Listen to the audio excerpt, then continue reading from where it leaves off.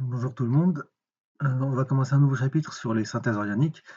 C'est un chapitre un peu particulier parce qu'on a, on va dire, ça va être que des révisions pratiquement, et on aura quelques mini-chapitres qui vont s'inclure dans ce chapitre-là.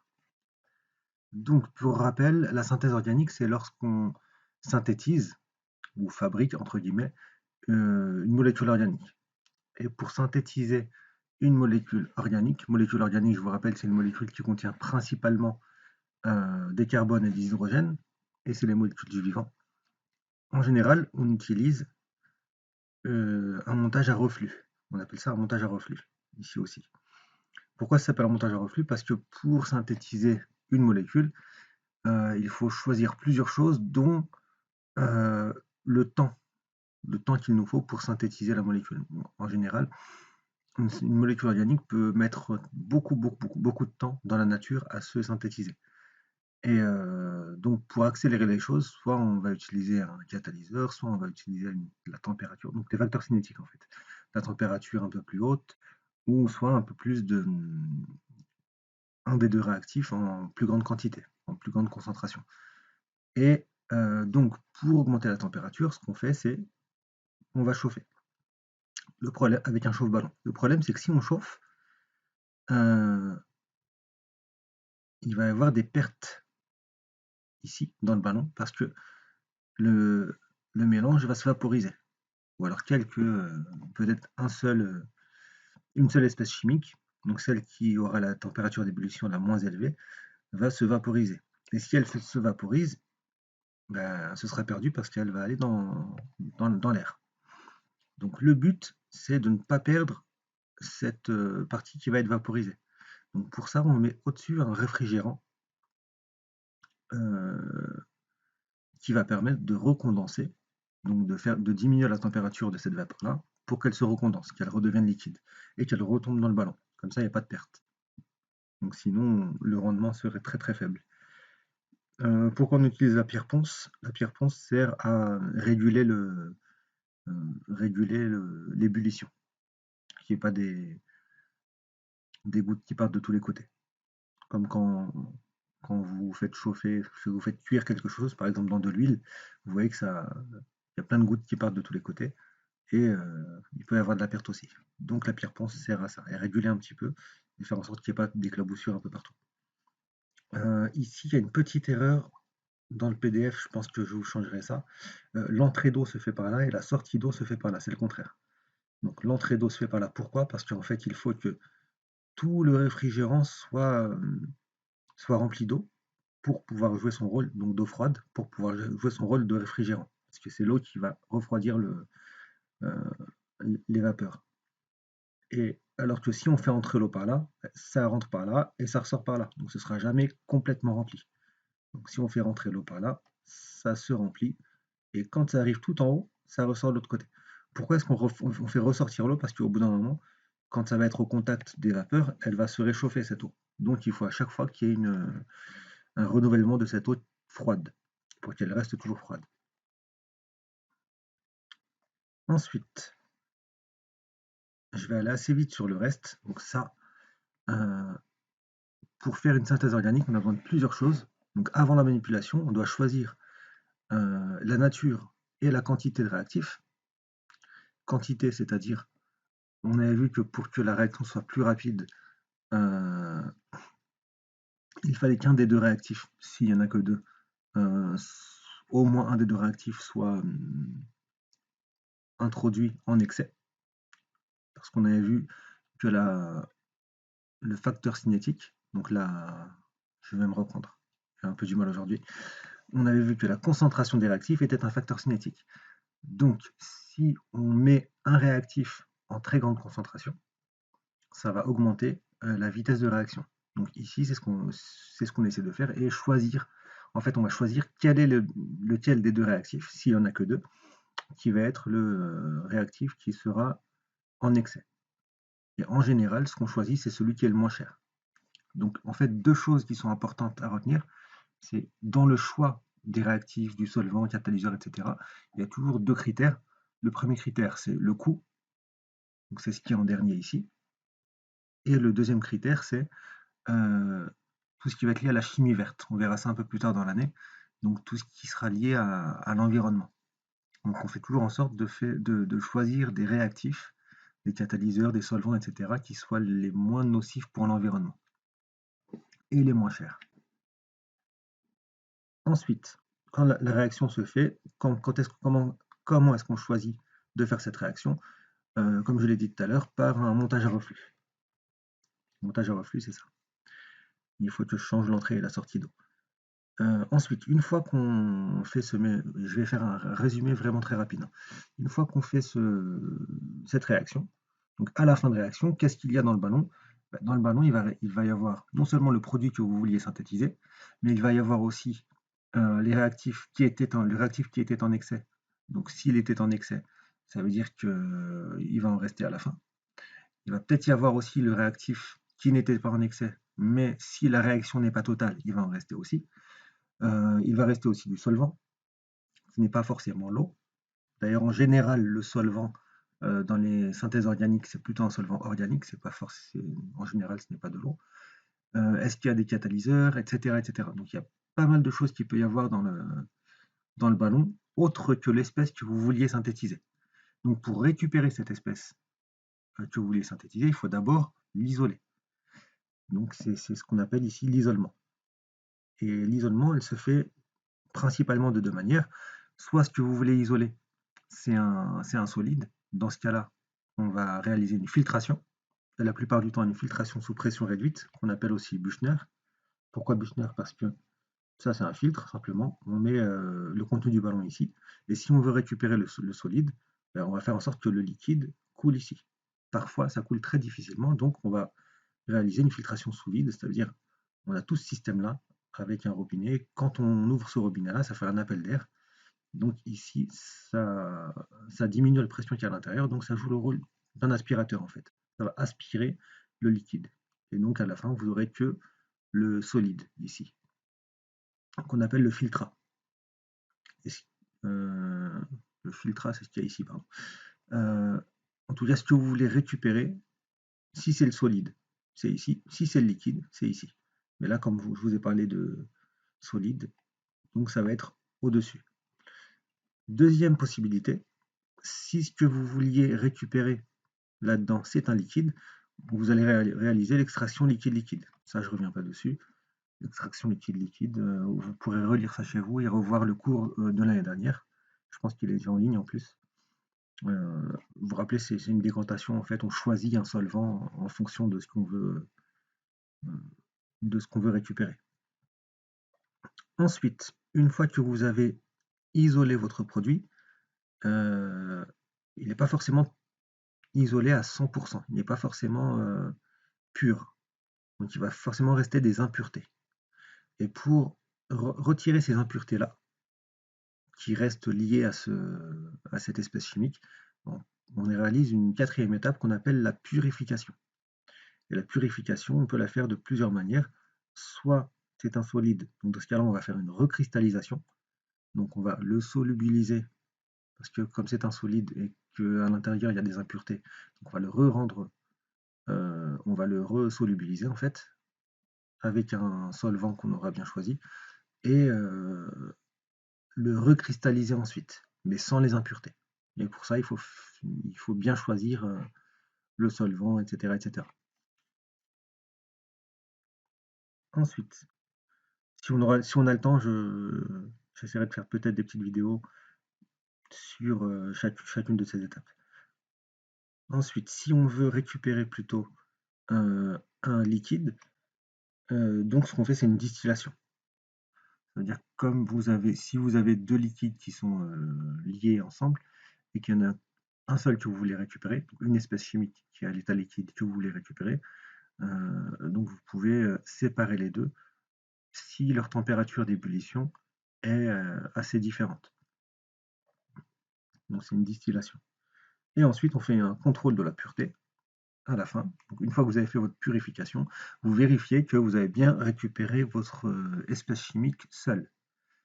Comment est-ce qu'on fait ça? Soit en mesurant la température de fusion de ce que vous avez récupéré et en le comparant ensuite avec ce que vous vouliez, soit en faisant une CCM, un spectre RMN ou un spectre infrarouge. RMN, on verra plus pas ça parce que c'est plus au programme. Infrarouge, c'est ce qu'on verra tout à l'heure. Soit on vérifie ça par une température d'ébullition. C'est un petit peu la même chose que pour la température de fusion, sauf que la fusion, c'est pour les solides, et ébullition, ce serait plus pour les liquides. Si vous vous rendez compte que ce que vous avez obtenu, c'est bon, c'est la bonne espèce chimique, elle est pure, c'est bon, on s'arrête là. Par contre, si vous vous êtes rendu compte que c'est la bonne espèce chimique, mais qu'elle n'est pas forcément pure, par exemple sur une CCM, vous avez toujours 2 tâches au lieu d'une seule, bah, il faut refaire l'étape de purification. Et si vous vous rendez compte que la tâche, par exemple sur la CCM, si vous faites une CCM, n'est pas du tout la tâche à laquelle vous vous attendiez, ça veut dire que ce que vous avez synthétisé, c'est pas du tout l'espèce chimique que vous vouliez. Donc dans ce cas-là, il faut tout recommencer, vous avez sûrement fait une erreur quelque part. Donc voilà. Là, en quelques minutes, j'ai résumé toute la chimie organique qui devrait être faite en plusieurs heures. Donc c'est un petit peu, si ça reste un petit peu flou, c'est peut-être un petit peu normal. Mais bon, vous pouvez aller revoir les cours de l'année dernière. Donc maintenant, on va passer à la nomenclature. Donc je vais aller assez vite aussi. Donc je vais vous donner 1, 2, 3 exemples par famille chimique de nomenclature. Donc première chose, les molécules les plus simples en chimie organique, ce sont les alcanes. Les alcanes, ce sont des hydrocarbures comme les alcènes, c'est-à-dire qu'ils comprennent que des carbones et des hydrogènes. Mais les alcanes ont une chose en plus, c'est qu'ils ne comportent aussi que des simples liaisons covalentes. Pas de double liaison, pas de triple liaison. Donc là, c'est ce qu'on a ici. Donc c'est un alcane. Ça, comme il y a 3 carbones ici, on appelle ça le propane. Je vous rappelle que le suffixe des alcanes, c'est ane, et le radical, c'est ce que vous avez ici. Pour un carbone, c'est met, donc méthane. Pour 2 carbones, c'est éthane. Pour 3 carbones, propane, c'est ce qu'on a ici, etc., etc. Donc ces 10-là, il faut absolument les connaître par cœur. Par cœur, par cœur. Donc c'est un alcane linéaire. Linéaire parce qu'on verra tout à l'heure la différence avec les alcanes ramifiés ou cycliques. Ensuite, ici, c'est la même chose. On a un alcane linéaire qui contient 1, 2, 3, 4, 5 carbones. On peut le compter aussi comme ça. 1, 2, plus 3 ici. Parce qu'il y a un carbone ici, fois 3. Ça fait 5 carbones. 5, on a vu que c'était pente tout à l'heure. Donc pentane. C'est un pentane. Ensuite, celui-ci, c'est la même chose. C'est un alcane linéaire qui contient 10 carbones. Donc 10, on a vu que c'était déca. Dec. Donc c'est un décane. Oh, je me suis peut-être trompé ici. J'aurais plutôt dû mettre dec. Je changerai ça aussi sur le PDF. Donc c'est dec et pas déca. Ensuite, ici, vous voyez que c'est différent par rapport à tout à l'heure. On n'a pas un alcane linéaire, parce que ça ne forme pas une ligne simple, mais on a des ramifications. Donc c'est un alcane ramifié déjà. Donc quand on a un alcane ramifié, la première chose à faire, c'est de déterminer la chaîne carbonée la plus longue. Donc la ligne, en gros, la plus longue. Donc la plus longue, ça va être celle-là ici. 1, 2, 3, 4, 5, 6. Est-ce que 1, 2, 3, 4, 5, 6, ça aurait marché aussi? Oui. Ici, c'est peut-être plus simple de le nommer comme ça. Donc, 6 carbones, donc on sait déjà que c'est un hexane, et ce que j'ai mis en violet, ce sont les ramifications.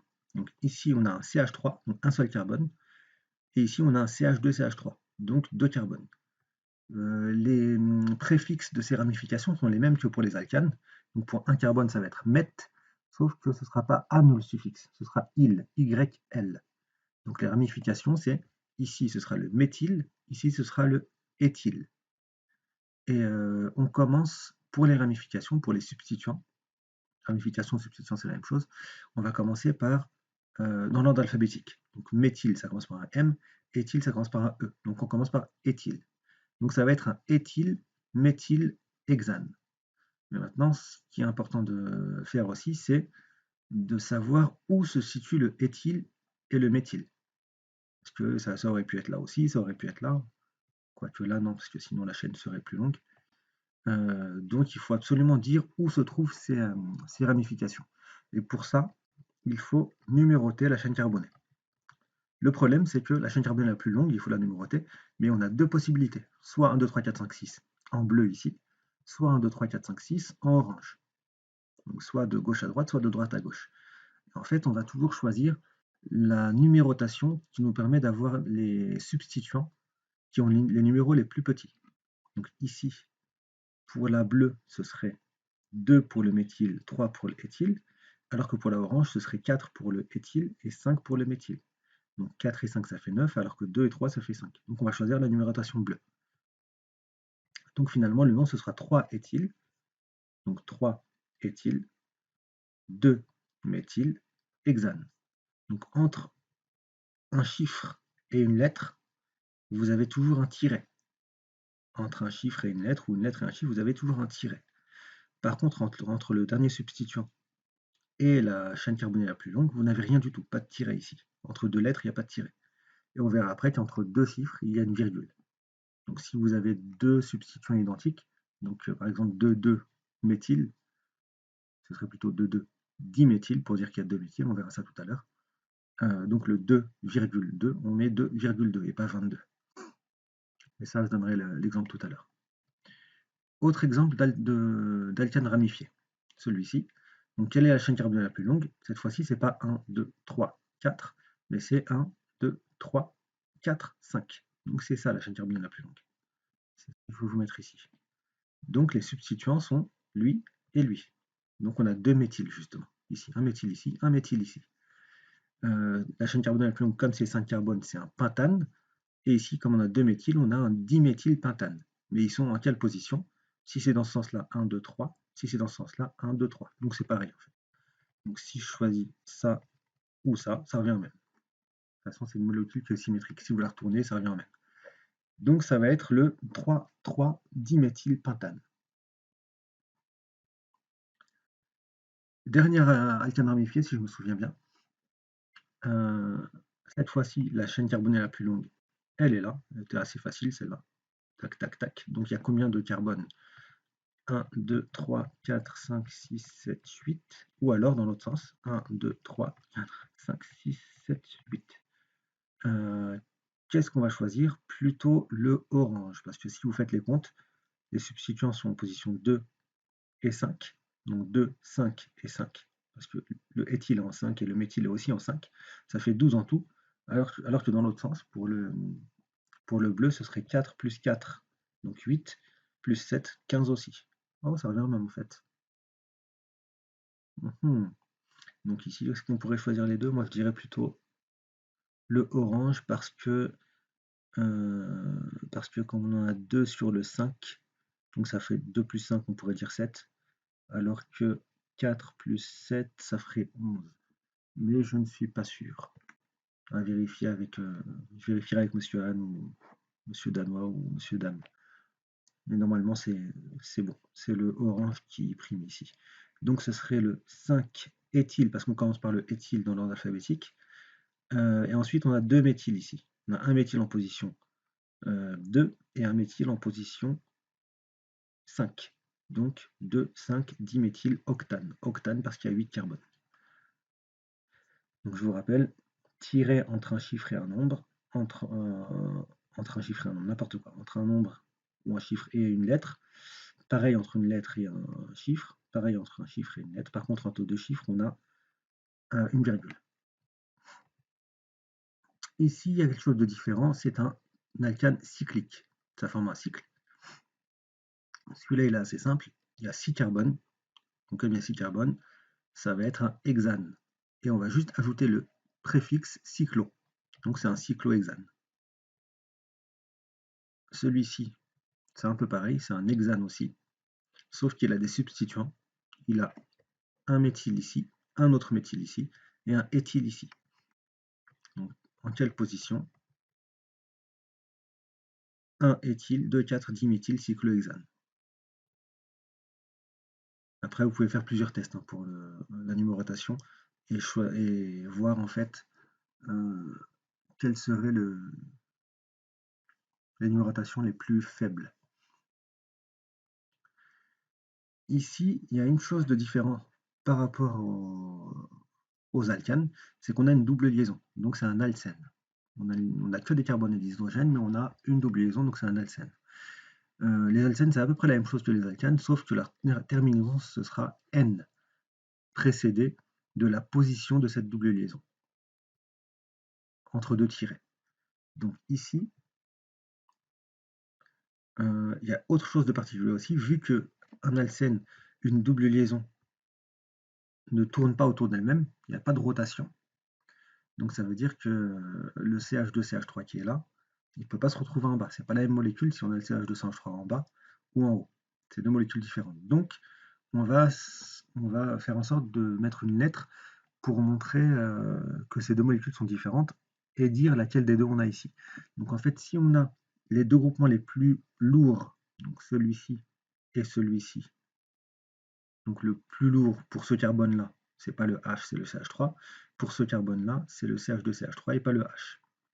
Donc ça veut dire que les deux substituants les plus lourds sont en position opposée. Ils ne sont pas les deux en bas ou les deux en haut. Ils sont à l'opposé l'un de l'autre. Un en haut, l'autre en bas. Dans ce cas-là, on va appeler ça un isomère E. E pour Entgegen, qui veut dire opposé en allemand. Alors que si c'était les deux en haut ou les deux en bas, ils seraient ensemble. Donc en allemand, ça s'appelle zusammen, avec un Z. Donc ce serait le Z. Donc E quand c'est à l'opposé, Z quand c'est ensemble.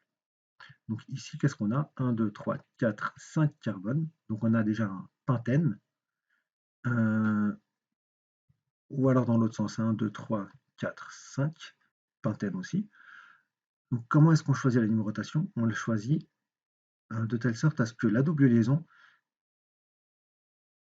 est le numéro le plus petit possible. Donc soit c'est entre 2 et 3, soit c'est entre 3 et 4. Donc on va choisir la numérotation orange.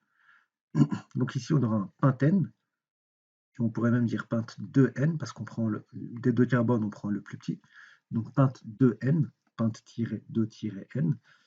Et comme les deux substituants les plus lourds sont en position opposée, on appelle ça le E pente 2N. Autre exemple, toujours un alcène. Les deux substituants sont encore à l'opposé, donc c'est toujours le E, mais pas le Z. Et cette fois-ci, on a 4 carbones. Dans l'autre sens, ça aurait été pareil, donc c'est un butène. Et pour être un peu plus précis, c'est le E but 2N. Donc le E, c'est entre parenthèses, hein, je ne vous l'ai pas dit tout à l'heure. Est-ce qu'on aurait pu mettre... Non, non, c'est une question que j'avais en tête, mais pour rien du tout. Donc le E but 2N. Ensuite, ici, il y a quelque chose de nouveau par rapport aux autres depuis tout à l'heure. Donc la chose de nouvelle, c'est qu'il y a un groupement OH. Le groupement OH s'appelle un groupement hydroxyle. C'est un groupe caractéristique d'une molécule. Donc quand vous avez une molécule qui contient un groupement hydroxyle, OH, tout seul, pas accompagné d'autres groupements en plus, on dit que c'est un alcool. Donc ça fait partie de la famille des alcools. On dit ici que c'est un alcool primaire parce que, on le verra tout à l'heure, parce que le carbone qui est lié au groupement OH n'est lié qu'à un seul carbone. On verra tout à l'heure la différence avec les alcools secondaires et tertiaires. Donc, la chaîne la plus longue, chaîne carbonique la plus longue, c'est celle-ci. Là, on a la formule topologique. Donc, ça veut dire qu'on a combien de carbone? 1, 2, 3, 4, 5, ou alors 1, 2, 3, 4, 5. On choisit toujours la numérotation qui permet d'avoir le groupement OH sur le carbone qui est à la position la plus faible. Donc 1 ou 5, ça va être 1 ici. Donc on prend le orange. Donc déjà, ça va être un pentanol, et même plus précisément que ça, le pentane 1-ol. Parce que le groupe caractéristique OH est sur le carbone 1. Et en position 2, vous voyez que vous avez un groupement méthyle ici. Donc ça va être le 2-méthyl pentane 1-ol. Ensuite, encore un alcool, mais cette fois-ci c'est un alcool dont le carbone sur lequel est lié le groupement OH, lui-même ce carbone-là est lié à deux autres carbones. Donc on dit que c'est un alcool secondaire. Mais sinon la nomenclature est la même. On trouve la chaîne carbonique la plus longue, c'est celle-ci. Ça aurait pu être aussi celle-ci ou celle-ci, mais ça revient exactement au même. Donc il y a combien de carbone? 1, 2, 3, 4, 5. Ou alors 1, 2, 3, 4, 5. Vous voyez qu'on a le choix entre 2 et 4. Pour le groupement OH, on va prendre 2. Donc ça va être un pentane 2-ol cette fois-ci. Et en position 4, on va avoir 2 méthyl. Donc 4, 4, diméthyl, pentane 2-ol. Pourquoi 4, 4? Parce que lui, il est en position 4 et lui aussi en position 4. Donc on met bien les deux 4. Diméthyl parce qu'il y a 2 méthyl. S'il y avait 3 méthyl, on aurait mis triméthyl. Ensuite, encore un alcool. On a bien un groupement OH, mais le carbone sur lequel on a le groupement OH est lui-même lié à 1, 2, 3 autres carbones. Donc c'est un alcool tertiaire cette fois-ci. Comment on va le nommer? La chaîne carbonée la plus longue, faites attention, c'est ça. Ou alors ça, peu importe. Donc 4 carbones. 1, 2, 3, 4. Ou 1, 2, 3, 4. La numérotation qu'on va choisir, c'est la orange, encore une fois, parce que le OH est sur le carbone 2 ou 3. On va choisir le 2 qui est plus petit. Et on voit aussi que le groupement méthyle est aussi en position 2. Donc ça va être le 2-méthyl butane 2-ol. Maintenant, on n'a plus de groupement OH. Par contre, on a un groupe caractéristique qui est un carbone ici, double liaison, un oxygène. Ça, c'est un groupement carbonyle. Et quand vous avez un groupement carbonyle seul, il faut voir ce qu'il y a à côté du carbone. Si vous avez un carbone et un autre carbone, c'est une cétone. Si vous avez un carbone et un hydrogène, c'est un aldéhyde. Si vous avez deux hydrogènes, c'est un aldéhyde aussi. Et si vous avez un oxygène ici, on verra après, soit c'est un ester, soit c'est un acide carboxylique. Si vous avez un N ici, c'est un amide. Ou une amide, je ne sais plus. Un ou une amide. Donc, en tout cas, ici, comme vous avez au moins un hydrogène, ça va être un aldéhyde. C'est pour ça que ici j'ai mis en bleu ce qu'il faut regarder. Donc quand vous avez le groupement carbonyle, regardez toujours à quoi c'est rattaché. Un carbone de ce côté, un hydrogène de ce côté. À partir du moment où il y a un hydrogène, c'est un aldéhyde. Si c'est deux carbones, c'est une cétone. Pour les aldéhydes, c'est très simple, la nomenclature. Le suffixe, ça va être al. Donc la terminaison, ça va être al ou anal. An pour, comme les alcanes et al ensuite, mais sans le E de an. Donc finalement, on a combien de carbones ici? J'ai pas eu la numérotation. On a 5 carbones. Donc 1, 2, 3, 4, 5. Donc c'est le pentanal. Pourquoi est-ce qu'on ne met pas la numérotation? Pentane 1 al ou pentane 2 al, etc. Parce que comme vous avez un hydrogène ici, pour que ce soit un aldéhyde, ben forcément la chaîne va se terminer ici. Parce que vous avez déjà deux liaisons ici, il n'y a plus qu'une liaison pour l'hydrogène, donc on ne peut pas avoir encore une cinquième liaison pour un carbone, pour allonger la chaîne carbonée. Donc la chaîne carbonée s'arrête forcément au groupement carbonyle. Donc il n'y a pas besoin de numéroter ici, ça va forcément être le carbone numéro 1. Donc pentanal. Ici, on va faire comme tout à l'heure. Vous avez un groupement carbonyle dont le carbone est lié à un carbone ici et un carbone ici. Donc pas d'hydrogène. Donc on a une cétone. Et les cétones, leur suffixe, ça va être on. Les aldéhydes, c'est al. Les cétones, c'est on, O-N-E. Donc combien on a de carbone? 1, 2, 3, 4, 5 dans la chaîne carbonée la plus longue. Ou alors 1, 2, 3, 4, 5. Vous aurez deviné qu'on va choisir la numérotation orange parce que le carbonyle, le groupement carbonyle est en position numéro 2. Donc ça va être un pent-2-on. Pentane 2-on, pardon. Et comme en position 3, on a un méthyle, donc ça va être le 3-méthylpentane 2-on.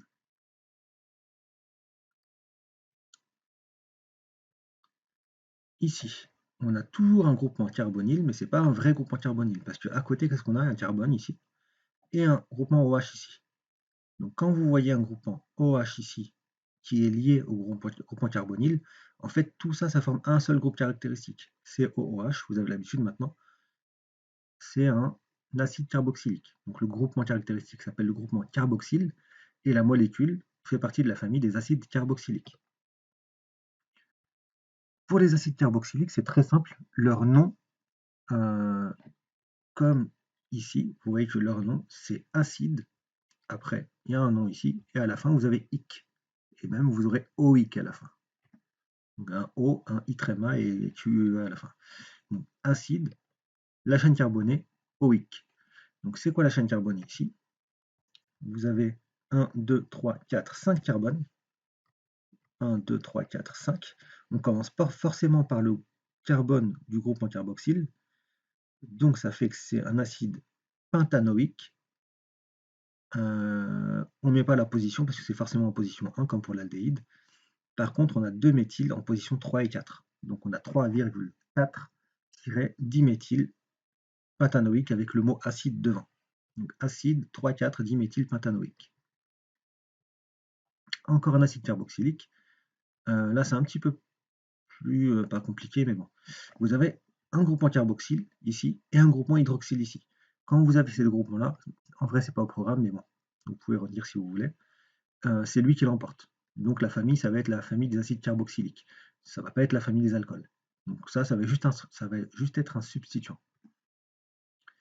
Donc on a combien de carbone ici? Dans la chaîne carbonée la plus longue, 3 carbones. Donc ça va être un acide propanoïque. Et on a un substituant qui est OH. Et quand le substituant est OH, on appelle juste ça le mot hydroxy. On met le mot hydroxy. Donc l'acide 2-hydroxy, parce que le groupement hydroxyle est en position 2, propanoïque, pardon. Ensuite, ici, on a, comme tout à l'heure, on a un groupement carbonyle, un carbone, et ici un oxygène. Donc quand vous avez encore un oxygène, ça veut dire que c'est tout ce groupement-là qu'il faut regarder. Si vous aviez un hydrogène ici, ce serait un groupement carboxyle. Mais là, vous n'avez pas un hydrogène, vous avez encore un carbone. Vous avez une chaîne carbonée ici. Donc quand vous avez un groupement COO avec un groupement, une chaîne carbonée, on dit que c'est un groupement ester. Donc là, on a un groupement ester, donc on est dans la famille des esters. Comment est-ce qu'on nomme les esters? On va nommer la première chaîne carbonée ici, donc jusqu'ici, et la deuxième chaîne carbonée ici. Donc la première chaîne carbonée, c'est celle-ci. Elle contient 5 carbones. La deuxième chaîne carbonée contient 2 carbones. Donc on va nommer ça le pentane, parce que c'est un pentane ici. Et là, c'est un et. Il y a 2 carbones. Donc pentanoate d'éthyle. Donc OAT, tout ce qui est en rouge en fait, OAT de il, YLE, faites attention, c'est pas comme les substituants cette fois-ci. Les substituants méthyle, éthyle, etc. C'est juste YL. Mais quand vous avez un ester, on finit par un E. C'est pas le substituant ici, c'est la chaîne carbonée qui est liée à l'oxygène. Donc on met un E. Donc c'est toujours la même chose. On a un. Qu'est-ce que je mets à côté? Pardon. Le nom général, c'est alcanoate d'alkyle. Donc alcanoate, ça veut dire que vous mettez le nom de l'alcane de cette chaîne-là, c'est un pentane, donc pentanoate, d'alkyle, donc c'est le groupement alkyle, et ce groupement alkyle, c'est un éthyle, donc d'éthyle. Deuxième exemple, vous avez toujours un ester. Première chaîne carbonée, c'est juste un carbone. Deuxième chaîne carbonée, c'est la verte, donc il y a 4 carbones. Donc ça va être un carbone, c'est méthanoate, 2, 4 carbones, c'est butyle, méthanoate de butyle. Ensuite, qu'est-ce qui détonne ici? On a une chaîne carbonée et on a quelque chose qui détonne, c'est le N. Donc tout ce qui est différent de C et de H et de simple liaison, c'est ça qui va donner les groupes caractéristiques. Donc on a un N. Comme on a un N, c'est un groupement amine. C'est pas forcément un NH2. NH2, c'est les amines primaires. Mais à partir du moment où il y a un N, c'est un amine, où il y a un N tout seul. C'est une amine, pardon. Amine primaire. Pourquoi primaire? Parce qu'il n'est lié qu'à un seul carbone. L'azote n'est lié qu'à un seul carbone. Donc quelle est la chaîne carbonée la plus longue? C'est celle-ci, ou celle-ci, peu importe, c'est pareil. Donc 4 carbones. 1, 2, 3, 4, ou 1, 2, 3, 4. On va choisir là où l'amine est liée au carbone qui est à la position la plus petite, donc 2. Donc numérotation orange. Donc finalement, ça va être un butanamine, sauf qu'il y aura un groupement méthyle en position numéro 3. Donc 3-méthyl butanamine. J'ai oublié le 2, butane 2 amine, parce qu'on doit mettre la position du groupement amine, pardon. Donc 2 amine. Ensuite, on a toujours un amine ici, ou une amine, sauf que cette fois-ci, cette amine est liée à 2 carbone. Là, c'est un hydrogène. Donc comme il est lié à 2 carbones, on a une amine secondaire. La chaîne carbonée la plus longue, c'est celle-ci. Ce n'est pas celle-ci. Donc on va prendre celle-ci. Et ça, on va dire que c'est un substituant. Sauf que ce substituant est différent des autres substituants qu'on a vus jusqu'à présent. Ce substituant n'est pas lié à un carbone de la chaîne carbonée la plus longue. Il est lié à l'amine. Donc on ne pourra pas le positionner avec en disant que c'est sur le carbone numéro 1, 2 ou 3. Donc à la place, on va dire qu'il est positionné sur l'azote, donc sur le N. Donc ça va être, on a 3 carbones, donc déjà on sait que c'est un propanamine. Pour être plus précis, un propane 2-amine, parce que l'azote est sur le carbone 2. Et on a un groupement méthyle, où ça, sur le N. Donc c'est un N-méthyle propane 2-amine. Le N ici veut dire que le méthyle est sur le N, sur l'azote. Et ici, pour finir avec les amines, on a une amine qui est tertiaire. Pourquoi? Parce que cette amine est liée à 1, 2, 3 carbones. Donc amine tertiaire. Et là, vous voyez qu'il n'a plus de H du tout. C'est pas NH2, c'est pas NH, c'est juste N. Amine tertiaire, quelle est la chaîne carbonée la plus longue? C'est soit 3 carbones, soit 2 carbones, soit 1 carbone. Donc c'est celle-ci, 3 carbones. Donc ça et ça, ce sont des substituants. Donc finalement, on va avoir un 1, 2, 3. Donc c'est un propanamine, et même propane 2-amine, comme tout à l'heure, sauf que sur le N, il y aura un groupement méthyle et un groupement éthyle. Éthyle passe avant méthyle parce que dans l'ordre alphabétique, ça passe avant. Donc ça va être le N-éthyle, N-méthyle, propane 2-amine. Et pour terminer, je crois, il en restera peut-être une à la fin, on termine avec les amides. Donc les amides, c'est lorsqu'on a un groupement, les deux sont là, un groupement CO, donc carbonyle, et le carbone est lié directement à un azote. Donc quand vous avez un CON, je ne dirai pas le nom, ça c'est un amine. N'importe quoi, c'est un amide.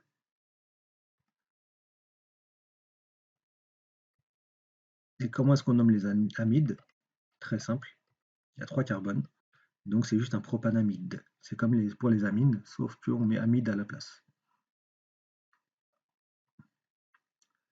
Et voilà, on n'a pas terminé. Ce que je me disais, on a 2 exemples d'amides. Donc ici, on a encore un amide, ou une amide, je ne sais plus.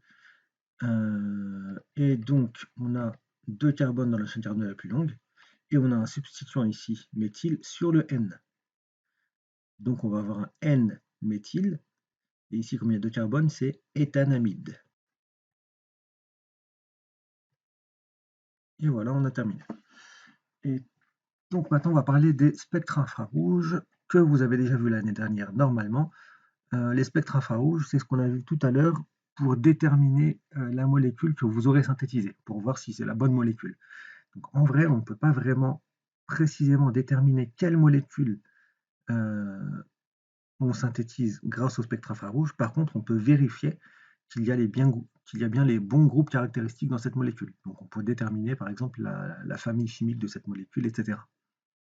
Par contre, déterminer si on a un butanol ou un pentanol, c'est un peu plus compliqué pour les spectres infrarouges.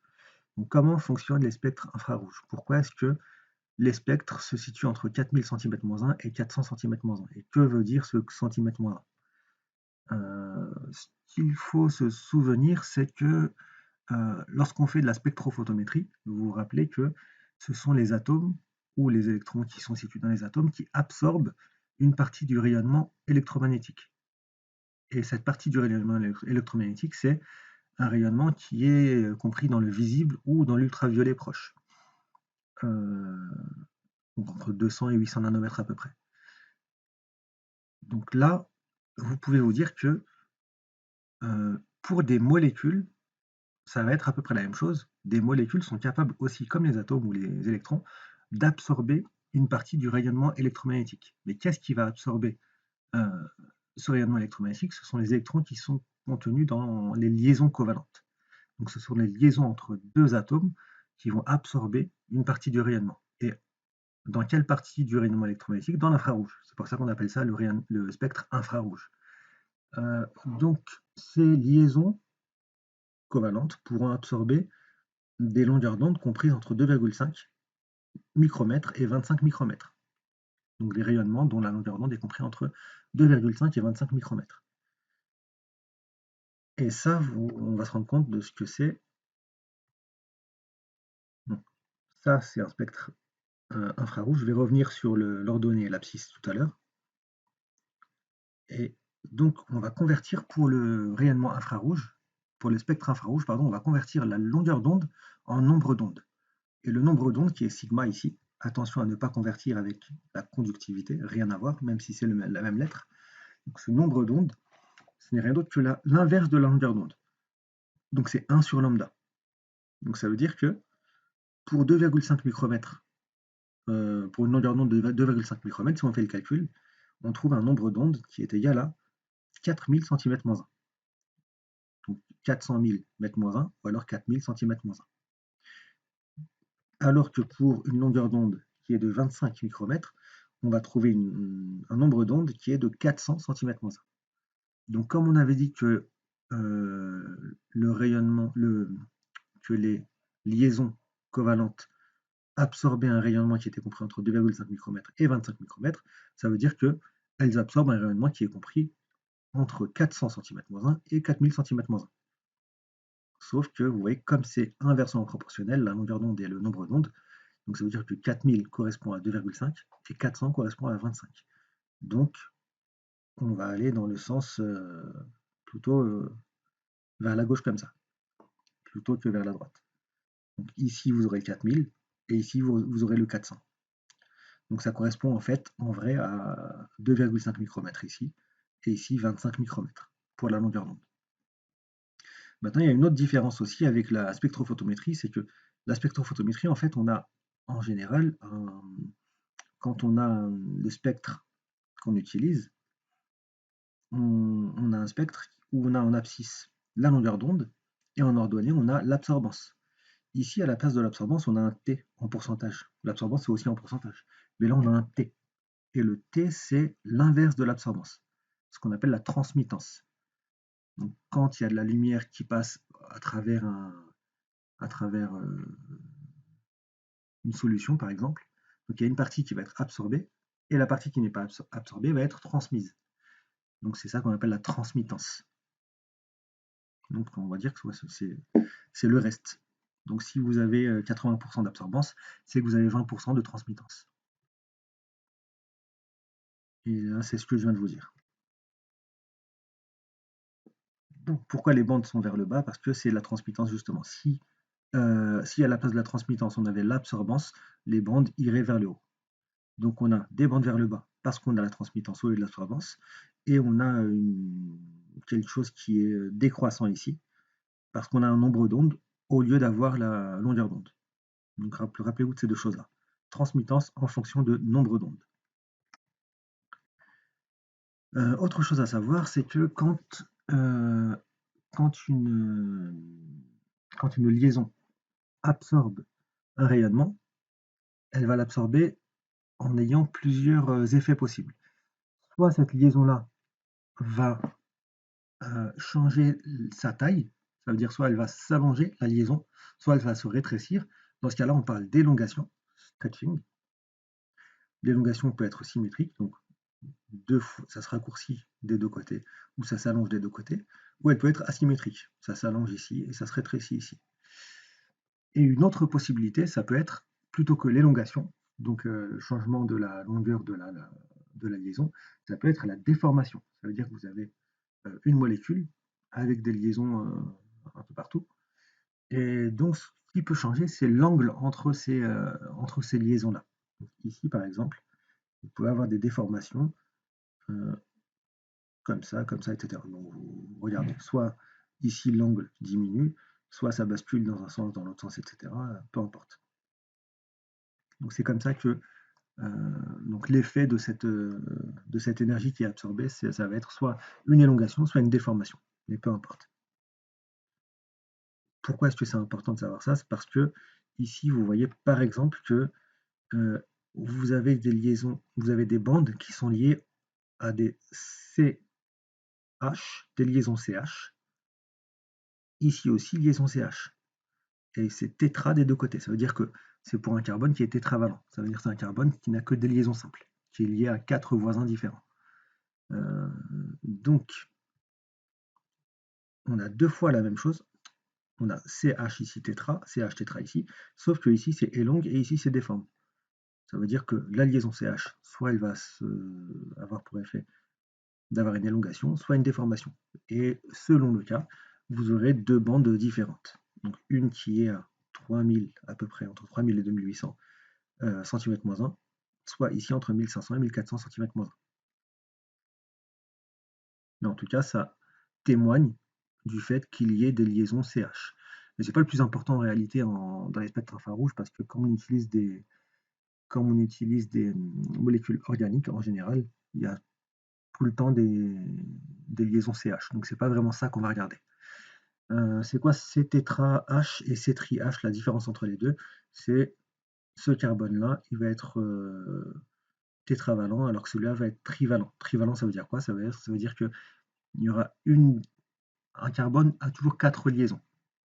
Donc soit 4 liaisons simples, soit une liaison double et 2 liaisons simples. Donc pour le tri, ça va être ça. Tri, c'est pour une liaison double et 2 liaisons simples. Alors que tétra, c'est pour 4 liaisons simples. Mais en réalité, c'est vrai qu'on dit tétravalent dans les deux cas. Quelle différence entre C-tri-H et C-tri-H aldéhyde? Donc C-tri-H, ça veut dire que ici, en général, ça va être la double liaison, ça va être un carbone, avec un carbone. Donc un alcène. Ça peut être un alcène, par exemple. Alors que ici, la double liaison, comme c'est un aldéhyde, c'est la liaison CH aldéhyde, et vous vous rappelez que pour l'aldéhyde, c'est C double liaison O et ensuite H. Donc ça veut dire que la double liaison, ce sera pour un oxygène. Donc si vous avez ici C-tri-H, en général, c'est que vous avez un alcène. Si vous avez C-tri-H qui est aldéhyde, ici, c'est que vous avez la molécule, c'est que c'est un aldéhyde. Et dernière différence, OH lié, OH libre. OH lié, c'est juste, je ne sais plus si vous avez vu ça l'année dernière.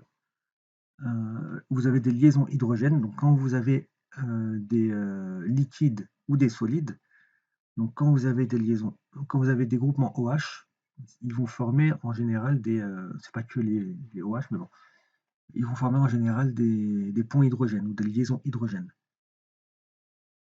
Donc ça veut dire que ça va être un peu plus, les molécules entre elles vont être plus liées entre elles. Et plus difficile à. Donc en fait, ça veut dire que la température d'ébullition sera plus importante que s'il n'y avait pas ces liaisons-là.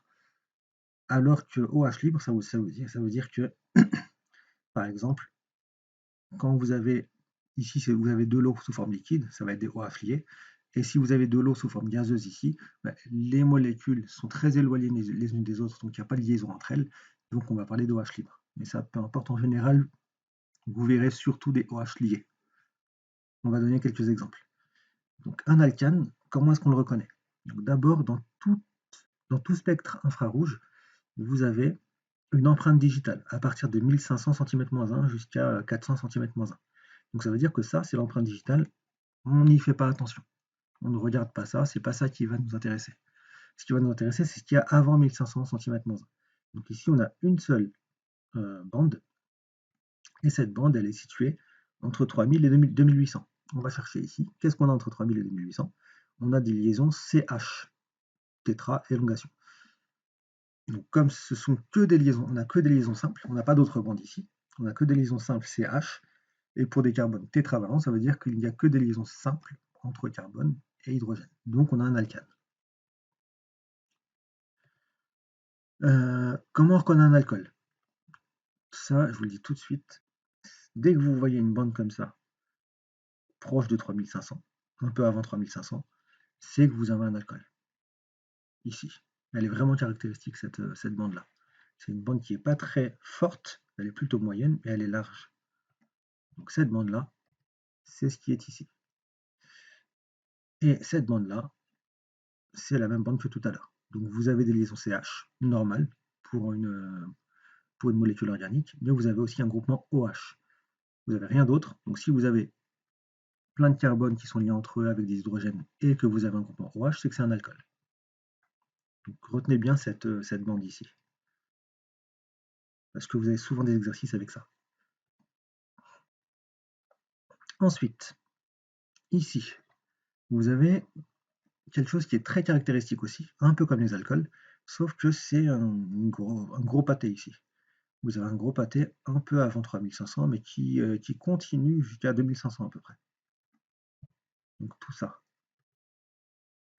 Et ça, c'est le OH qui est lié au OH carboxyle. Donc ça veut dire que vous avez un OH, comme pour l'alcool, donc ça se serait arrêté là par exemple, mais ça continue ici. Et ça témoigne du fait que c'est un OH qui est pris dans un groupe carboxyle. Donc c'est un COOH en fait, COOH. Donc dès que vous voyez ça, vous vous dites c'est un acide carboxylique. Et la bande qui est ici, c'est le CO, C double liaison O, qui est aussi dans le groupement carboxyle. C double liaison OOH, c'est bien un acide carboxylique. Ensuite, là vous avez une bande très caractéristique. Elle est située où? D'abord, on va commencer par celle-ci. Donc c'est la C-tri H aldéhyde. Donc déjà, vous savez que c'est un aldéhyde. Et c'est surtout celle-là qu'on reconnaît rapidement.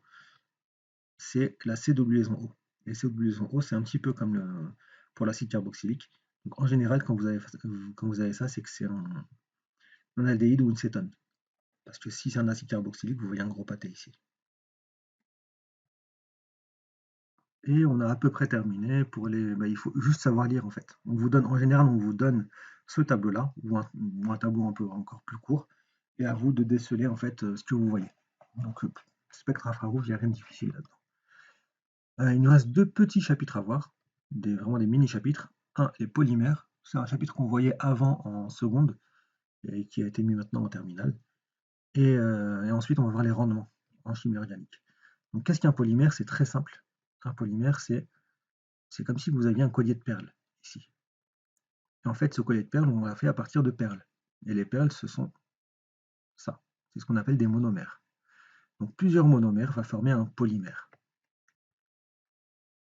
Donc un polymère, c'est une macromolécule, ça veut dire une grosse molécule qui peut contenir des dizaines de milliers, même plus, des centaines de milliers d'atomes de carbone qui ont été formés à partir de monomères. Et ces monomères, en général, ce sont deux atomes de carbone.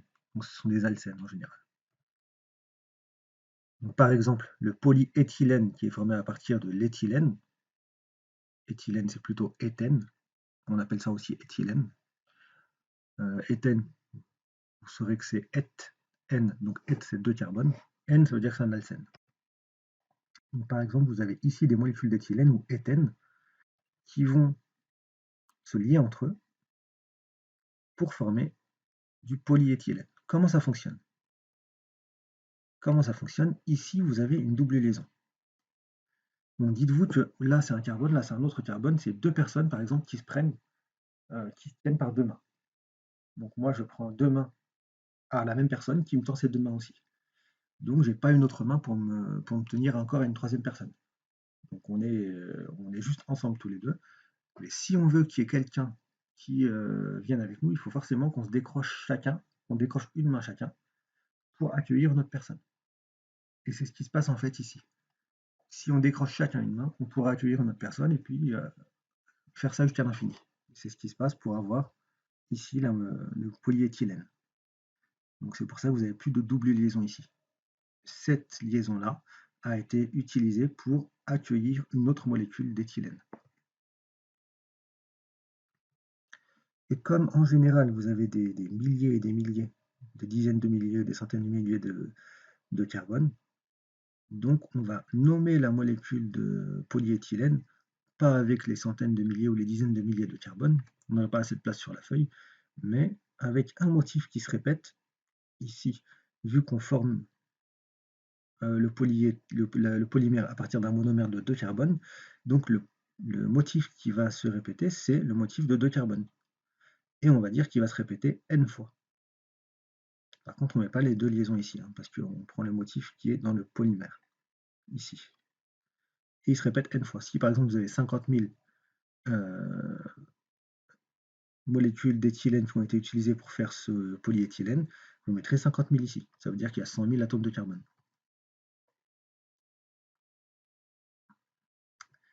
Donc exemple pour le motif. Donc le motif qui se répète, c'est ça. Un autre exemple, le polychlorure de vinyle. C'est quoi le polychlorure de vinyle? C'est le PVC en fait. C'est ce que vous utilisez, c'est ce qu'utilisent les plombiers en général. Tout ce qui est tuyauterie, c'est du PVC. Donc le polychlorure de vinyle s'obtient par polymérisation du chlorure de vinyle. On enlève poly et on obtient le monomère, donc le chlorure de vinyle. Le chlorure de vinyle, c'est la même chose que l'éthylène, sauf qu'on remplace un H par un chlore, un atome de chlore. Donc ça, c'est le chlorure de vinyle. Donc comment ça se passe la polymérisation? On a le chlorure de vinyle, il se polymérise, donc ça veut dire que je le tiens par les deux mains et finalement j'accueille quelqu'un d'autre de l'autre côté. Je vais obtenir ça, cette molécule-là, et qui se continue même sur des milliers et des milliers d'atomes de carbone.